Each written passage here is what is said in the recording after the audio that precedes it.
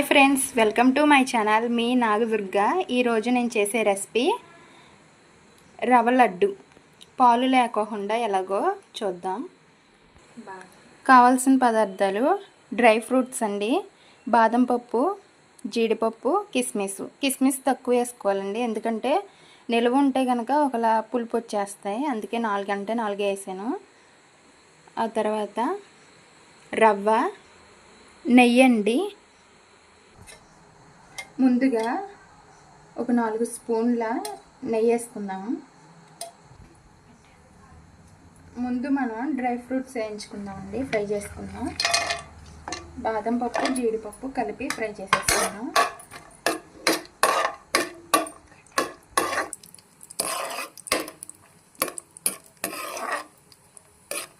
Smell మట్టి బాగా వస్తుందండి నెయ్యి. ఇందులోనే కిస్మిస్ కూడా వేసేసుకొని ఫ్రై చేసుకుందాం. ఇప్పుడు ఇవి ఫ్రై అయినాయి కదండి, వీటిని వేరే ప్లేట్లోకి తీసేసుకుందాం.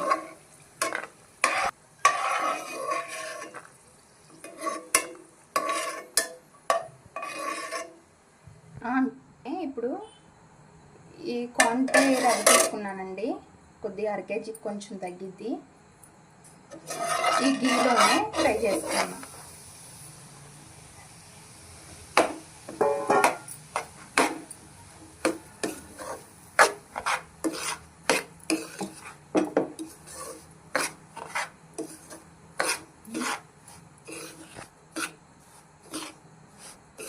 ఇలాగే దగ్గరుండి ఫ్రై చేసుకోవాలండి, లేకపోతే రవ్వ మాడిపోతుంది. సన్నగా ఉండేది సుజీ బ్రాండ్ అయితే బాగుంటుందండి.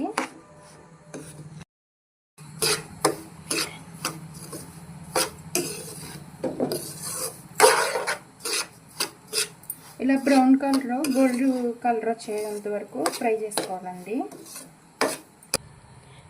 ఇలా కలర్ చేంజ్ అయింది కదండి, ఇందులోనే ఇలాచీ పౌడర్ వేసుకోవాలన్నమాట. ఇలాచీ కొద్దిగా వేసుకున్న తర్వాత తిప్పుకోవాలి. ఇలా ఫ్రై చేసుకున్నాం కదండి, ఈ కలర్ సరిపోతుందన్నమాట. ఇంకా ఇప్పుడు ఈ గిన్నెని పక్కకు పెట్టుకుందాం. వేరే గిన్నె ఒకటి స్టవ్ మీద పెట్టి, షుగర్ ఉంది కదండి, దీన్ని ఇప్పుడు ఇందులో పోసుకున్నాం. ఈ గిన్నెకి ఇక్కడికి తీసుకున్నాను రవ్వ. దీంట్లో ఆఫ్ అయితే సరిపోతుంది అన్నమాట షుగరు. దీన్ని ఇప్పుడు మనం పాకం పట్టుకుందాం. కొద్దిగా ఇందులో వాటర్ పోసి కలుపుకోవాలన్నమాట. దీన్ని ఇలా కలుపుకుందాం. షుగర్ కరిగేంత వరకు కలుపుకుందామండి. ఇలా ఉంది కదండి, ఇది కొద్దిగా కరిగి తీగ పాకం రావాలన్నమాట. మరీ పాకం కాదండి, కొంచెం ఇలా జిడ్డుగా ఉంటే సరిపోతుంది అన్నమాట. ఇలా జిడ్డుగా ఉంటే సరిపోతుంది. ఇప్పుడు మనం ఇందులోనే ఈ రవ్వ వేసేసుకోవాలన్నమాట. రవ్వ వేసుకొని తిప్పుకోవాలి.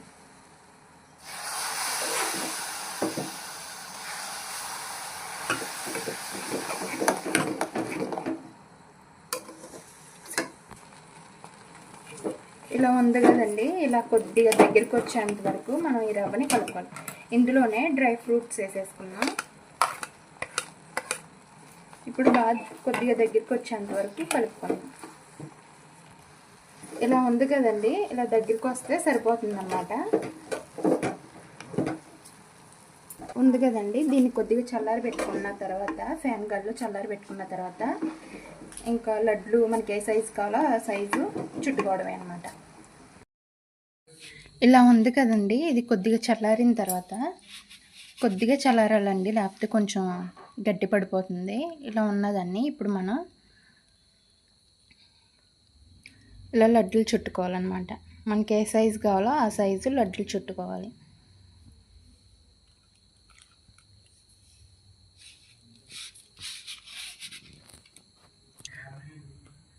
ఇలా చుట్టుకున్నాం కదండి, ఆ మిశ్రమాన్ని ఇలా చుట్టుకున్న తర్వాత ఇంకా వేరే బాక్స్లో స్టోరేజ్ చేసుకోవడం అన్నమాట.